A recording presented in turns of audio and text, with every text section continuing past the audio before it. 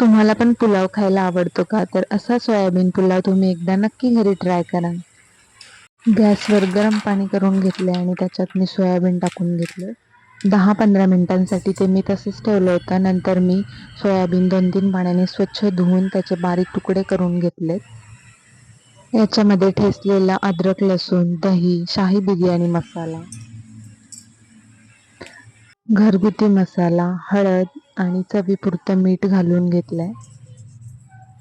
हे सगळं मी व्यवस्थित मिक्स करून 10-15 मिनिटासाठी असंच ठेवलं होतं.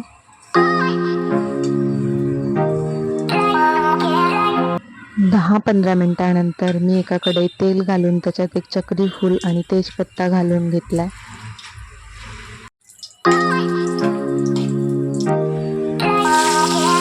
नंतर मी याच्यात उभा चिरलेला कांदा घालून घेतलाय. कांदा व्यवस्थित भाजल्यानंतर मी याच्यात सोयाबीन घालून घेतले.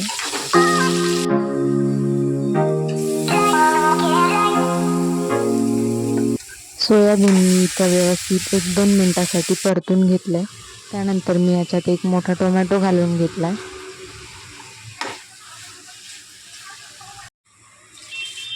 नंतर मी इथं स्वच्छ धुवून बिर्याणी राईस टाकून घेतलाय आणि सगळं व्यवस्थित मिक्स करून घेतलंय.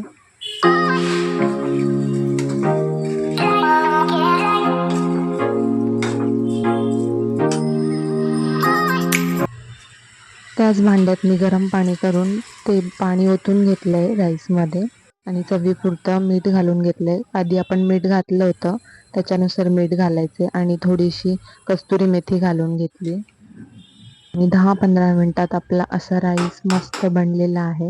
मी त्याच्यावर कोथिंबीर घालून घेतली आहे मस्तपैकी. मस्त होतो असा राईस. तुम्ही पण एकदा नक्की ट्राय करा आणि आपल्या चॅनलला लाईक, शेअर आणि सबस्क्राईब करायला विसरू नका. चला बाय.